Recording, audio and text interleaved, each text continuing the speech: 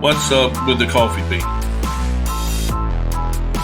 To be so small, they certainly can cause a lot of controversies.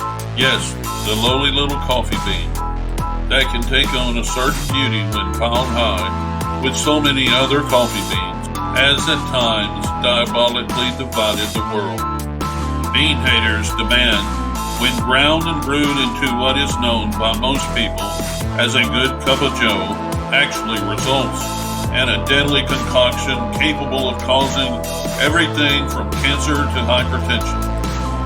Following such thinking, in 1991, coffee was placed on the World Health Organization's list of possible carcinogens along with red meat.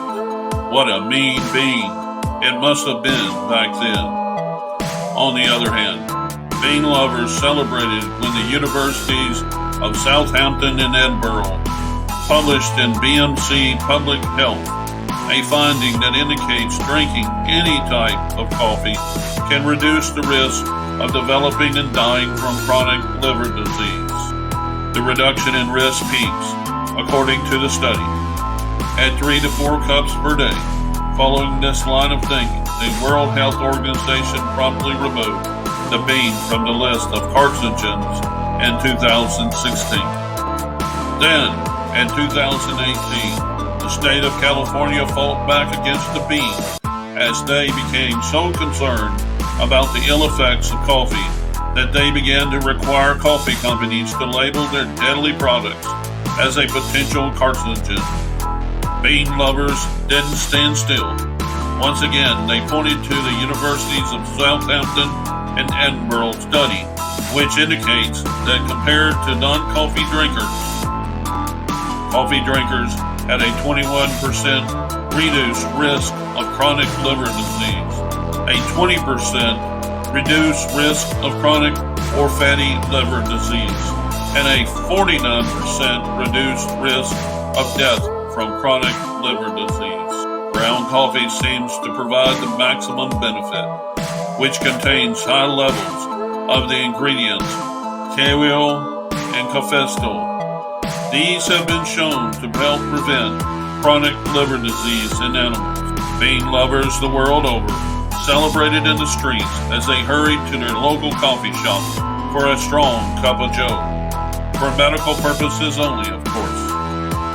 Then Harvard had to say, and reported that there is consistent evidence from epidemiologic studies that higher consumption of caffeine is associated with lower risk, 24% per 300 milligrams of caffeine, of developing Parkinson's disease.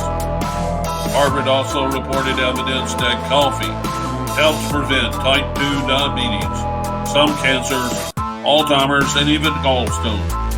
Also, coffee seems to reduce the risk of developing depression. Of more than 330,000 participants, 24% of them, and the meta-analysis on average found a reduction in risk of developing depression. Again, it was shown that the higher the number of cups consumed, the lower the risk. This was the same pattern in an analysis of cohort studies that looked at suicide risk. The analysis showed 53% for those who drank 4 or more cups, 45% for those who drank 2 to 3 cups.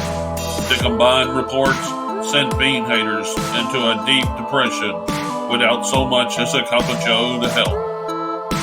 However, against all evidence to the contrary, bean haters can take solace in the steadfast resolve of the state of California to make sure those bean-pushing coffee producers keep those cancer-warning labels on their deadly coffee products. So, it would appear that only in California, coffee products remain a danger to one's health. So what's up with those little beans that produce such a rich cup of poison or nectar of health, depending on if you live in California or somewhere else in the world? They may prove to be a true nectar of health, but who can forgive those nasty little beans for the bitter taste of divisiveness they have left us all with worldwide?